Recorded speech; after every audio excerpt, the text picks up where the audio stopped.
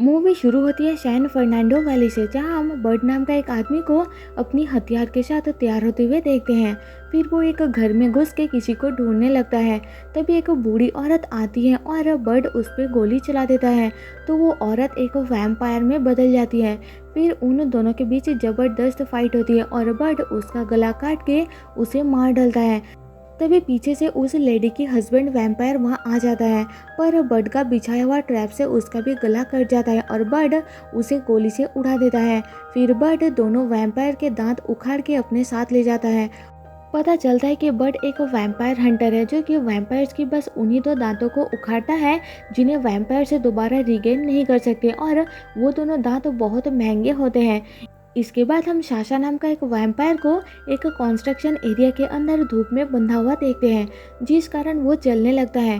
तभी ऑड्री नाम की एक लेडी वैम्पायर वहां आती है और साशा को न्यू बिल्डिंग के अंदर दफना के मार डालती है, क्योंकि साशा नहीं चाहता था कि वहां कोई बिल्डिंग हो। पता चलता है कि ऑड्री एक रियल एस्टेट ओनर है और वो सैन फर्नांडो को वैम्पायर वैली बनाना चाहती है। इधर बर्ड जल्दी से अपने घर जाके हल्दी से नहाता है, क्योंकि वैम्पायर ने उस पर उल्टी किया था और फाइट के दौरान उसे चोट लग गई थी। फिर वो अपनी बेटी पेज को स्कूल से लेने जाता है। घर वापस आने के बाद लेट होने के कारण बर्ड की वाइफ जॉस उससे झगड़ा करती है। उनकी फिनेंशियल कंडीशन सही नहीं होता। पेज की स्कूल की फीस 7 दिनों के अंदर भरना होता है। ऊपर से बर्ड अपने काम को लेकर जॉस से अलग हो गया है और अलग जगह पर रहता है, इसलिए जॉस वो घर बेच के अपनी मॉम के वहाँ फ्लोरिडा शिफ्ट होना चाहती है, पर बर्ड मना कर देता है और अब मंडे तक का टाइम मांगता है स्कूल फीस भरने के लिए। इसके बाद बर्ड एक शॉप ओनर ट्रॉय को उसी वैम्पायर का दांत बेचने के लिए जाता है, जो उसने मूवी की शुरुआत में वैम्पायर को मार के निकाला था। ओनली उस लेडी वैम्पायर की हस्बैंड का दांत ट्रॉय लेता है, पर उन दांतों से उसे इतने पैसे नहीं मिलते जितना उसे उम्मीद था, इसलिए वो अपनी गन और शू भी बेच देता है। अब रात को हम ऑड्री को देखते हैं, जो कि उसी वैम्पायर्स के घर जाती है जिन्हें बर्ड ने मारा था। वो ऑड्री की बेटी थी। ऑड्री उसे मरा हुआ देख के रोने लगती है और वहाँ पड़ा एक कांच के टुकड़े में लगा बर्ड का खून टेस्ट करके वो समझ जाते हैं कि एक ही इंसान था। तो ऑड्री अपनी आदमी को उसे ढूंढने के लिए कहती है। इधर पैसों की जुगाड़ ना होने के कारण बर्ड अपनी एक फ्रेंड जॉन से मिलता है और उसके साथ कोई यूनियन ज्वाइन करने के लिए जाता है। वो यूनियन वैम्पायर्स को मार के उनके दांतों की बिजनेस करने वाला एक इंटरनेशनल ब्यूरी होता है, और उस ब्रांच का मैनेजर है रल्फ। बर्ड वहाँ पहले काम करता था, पर कई बार रूल तोड़ने के कारण उसे काम से निकाल दिया गया था। इस बार जॉन के कहने पर रल्फ उसे काम पर रखने के लिए मान जाता है और शेथ नाम का एक ऑफिसर को उसके साथ रहने के लिए कहता है, ताकि वो फिर से रूल ना तोड़े। पिछली बार नाइट शिफ्ट में रूल तोड़ने के कारण इस बार उसे डे शिफ्ट दिया जाता है और बर्ड अपने पास बची बाकी के वैम्पायर दांत को यूनियन में बेच देता है। अगले दिन शेथ बर्ड की अड्डे पर जाता है, जहां बर्ड अपने काम का सारा सामान रखता है। वो दोनों एल हैफे नाम का एक 700 साल पुराना यूरोपियन वैम्पायर के बारे में बातें करते हैं कि उस वैम्पायर का एक दांत की कीमत इतना ज़्यादा है कि पूरा लाइफ सेट हो जाएगा। फिर बर्ड अफ्रीका की सबसे मजबूत एम्पिंगो वुड और लहसुन मिला के हथियार बनाता है, साथ में सिल्वर का हथियार भी लेता है। उस वुड से वैम्पायर के दिल पर अटैक करके सिल्वर से सिर काट दिया जाए तो वैम्पायर मर जाता है, क्योंकि इन सब से वैम्पायर को एलर्जी होती है। फिर दोनों ज़ॉम्बी वैम्पायर, जो कि एनिमल्स के शिकार करते हैं, उनकी शिकार के लिए निकलते हैं। इधर ऑड्री ट्रॉय तक पहुंच जाती है, जिसे बर्ड ने वो वैम्पायर का दांत बेचा था, और उससे पूछती है कि उसे वो दांत किसने दिया। ट्रॉय बर्ड का नाम बता देता है, पर फिर भी ऑड्री उसे मार डालती है। दूसरी तरफ बर्ड शेथ को कार में छोड़ के एक क्लब के अंदर जाता है, जहां कुछ वैम्पायर्स जानवरों को खा रहे होते हैं। बर्ड उन सबको गोली मार के गला काटने ही वाला होता है कि तभी एक और वैम्पायर उस पर हमला कर देता है और उसकी गन हाथ से गिर जाती है। बाहर शेथ को रल्फ का कॉल आता है और वो शेथ को बर्ड पे नज़र रखने के लिए कहता है, तो वो अंदर जाता है और बर्ड को उसका गन देता है। तो बर्ड उस वैम्पायर को मार के अपना जान बचाता है। फिर वो वैम्पायर्स के दांतों को निकाल के शेथ को उसके घर छोड़ने के लिए जाता है और उसे अपना हल्दी वाला मरहम देकर नहाते टाइम पूरी बॉडी में लगाने के लिए कहता है, क्योंकि जब वो वैम्पायर को मारने के लिए जाते हैं तो उनकी खुशबू उस जगह पर रह जाती है, जिसे सूंघते हुए दूसरे वैम्पायर्स उन तक पहुंच सकते हैं। इसलिए बर्ड वो मरहम लगाता है और शेथ को भी देकर अपने घर जाता है। जाते टाइम वो अपनी कार में शेत का डायरी देख लेता है, जिसे पढ़ के वो समझ जाता है कि रल्फ ने शेत को उस पर नज़र रखने के लिए कहा है, ताकि बाई चांस वो रूल तोड़े और रल्फ उसे काम से निकाले। अपनी रेंटल घर पहुंच के बड हैदर नाम की एक लड़की से मिलता है, जो कि उसके बिल्डिंग में न्यू आई होती है। अगले दिन बड शेत को पिक करने के लिए जाता है और उस पर गुस्सा करता है। उसे समझाता है कि मंडे तक अगर उसने पैसे जुगाड़ नहीं किया तो उसकी फैमिली उसे छोड़ के चली जाएगी, इसलिए मंडे तक अगर वो रूल तोड़े भी तो रल्फ को बताने के लिए मना करता है।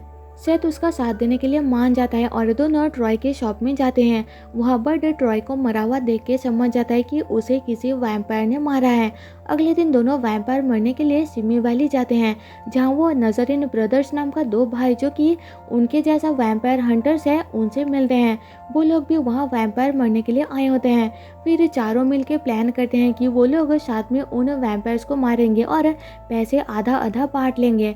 फिर रेडी होकर वो सब एक घर के अंदर जाते हैं और पहले दो वैम्पायर्स को मारते हैं, पर फिर बहुत सारे वैम्पायर्स उन पे हमला कर देते हैं। उनके बीच जबरदस्त फाइट होती है। इस दौरान एक वैम्पायर सेथ पर हमला कर देती है। सेथ डरपोक टाइप का इंसान होता है, इसलिए वो उसे मार नहीं पाता, तो बाकी के लोग उसे बचाते हैं। फिर वो सारे वैम्पायर्स को मार के उनका दांत निकाल के उन्हें बेचते हैं और पैसे आपस में बांट लेते हैं। बट जॉस को पैसे देने के लिए जाता है पेज की स्कूल फीस के लिए, और पेज को लेकर एक बर्थडे पार्टी अटेंड करने के लिए जाता है। वहाँ ऑड्री बर्ड को कॉल करके जॉस और पेज को मारने की धमकी देती है, तो बर्ड अपनी बेटी को लेकर वहाँ से भागता है। ऑड्री के लोग उनके पीछे पड़ जाते हैं, पर जैसे तैसे उनसे बच के बर्ड पेज को लेकर घर पहुँचता है, पर ऑड्री के लोग घर के अंदर घुस के जॉस को पकड़ लेते हैं और सेथ को काट के मार देते हैं। जॉस को कुछ समझ नहीं आ रहा होता कि आखिर वो लोग ऐसा क्यों कर रहे हैं, क्योंकि उसे बर्ड का वैम्पायर हंटर होने के बारे में कुछ भी पता नहीं होता। यहाँ बर्ड उसे सारा सच बता देता है और ऑड्री बर्ड को बेहोश करके जॉस और पेज को अपने साथ ले जाती है। होश में आने के बाद सेथ, जो कि वैम्पायर के काटने की वजह से खुद भी वैम्पायर बन गया होता है, वो बर्ड पे हमला करता है, तो बर्ड उसका गला काट देता है। पर सेथ अपना सिर जोड़ के खुद को रिपेयर करता है और बर्ड का साथ देता है।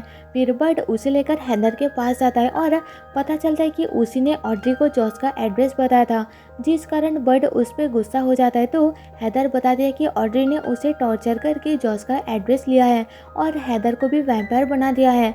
अब हैदर और सेथ दोनों वैम्पायर मिलके बर्ड का साथ देते हैं उसकी फैमिली को बचाने के लिए। वो तीनों अपनी अपनी हथियार लेकर ऑड्री के अड्डे पर पहुंचते हैं और वहाँ जॉन भी आ जाता है। फिर वो सब मिलकर वैम्पायर्स को मारते हुए आगे बढ़ते हैं। एक जगह पर उन्हें वैम्पायर्स का बनाया हुआ सनस्क्रीन मिलता है, जिसे यूज़ करके वैम्पायर्स 15 से 20 मिनट के लिए धूप में रह सकते हैं। नीचे की तरफ जाते टाइम फिर से वैम्पायर्स हमला करते हैं और फाइट के दौरान जॉन को एक वैम्पायर काट लेता है, तो वो खुद अकेला वहाँ वैम्पायर्स के लिए रुक के बर्ड को आगे भेजता है उसकी फैमिली को बचाने के लिए। ना चाहते हुए भी बर्ड आगे बढ़ता है और तभी जॉन अपने पास रखा एक बॉम्ब ब्लास्ट करके वैम्पायर्स के साथ मर जाता है।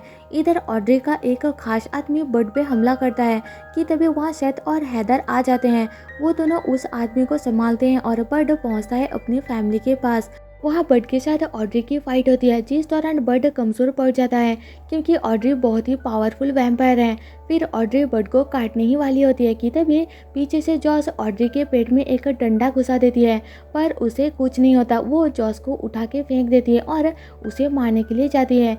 इस मौके का फायदा उठा के बर्ड पीछे से उस पर वही वुडन गोली चलाता है, पर गोली ऑड्री के दिल पे नहीं लगती और वो तेजी से बर्ड की तरफ आती है। इस बार बर्ड फुल कंसंट्रेट करके सिल्वर हथियार से उसका गला काट देता है, जिससे फाइनली ऑड्री मर जाती है। इधर सेथ और हैदर मिलके उस वैम्पायर की हाथ खींच के बॉडी से अलग करके उसे मार देते हैं। फिर वो सब मिलके बाहर आते हैं और तभी वहाँ रल्फ आ जाता है। रूल तोड़ने के कारण वो बर्ड को काम से निकाल देता है और सेथ खुद से उसका काम छोड़ देता है। बर्ड और जॉस फिर से एक हो जाते हैं और पेज उन्हें देख के खुश होती है। फिर बर्ड और सेथ दोनों मिलके वैम्पायर्स को मारने का काम करने का कह के वहाँ से निकलते हैं। उनके वहाँ से जाने के बाद हम एक ट्रेन के अंदर से जॉन को निकलता हुआ देखते हैं, जो कि अभी भी जिंदा होता है और मूवी यही खत्म हो जाती है। तो दोस्तों जाने से पहले आपसे एक रिक्वेस्ट है कि एक्सप्लेनेशन पसंद आए तो प्लीज़ मेरी वीडियो को लाइक और कमेंट करके अपना फीडबैक ज़रूर दें और साथ ही साथ मेरे चैनल को शेयर करें, जिससे मेरे चैनल को ग्रो करने में बहुत ज़्यादा मदद हो जाएगी। मैं आपके लिए ऐसी न्यू वीडियोस लाती रहूँगी और अगर आपको कोई न्यू मूवी एक्सप्लेनेशन देखना हो तो आप मुझे सजेस्ट कर सकते हो। मिलते हैं आपसे मेरे नेक्स्ट वीडियो में, तब तक के लिए stay safe and tata bye bye.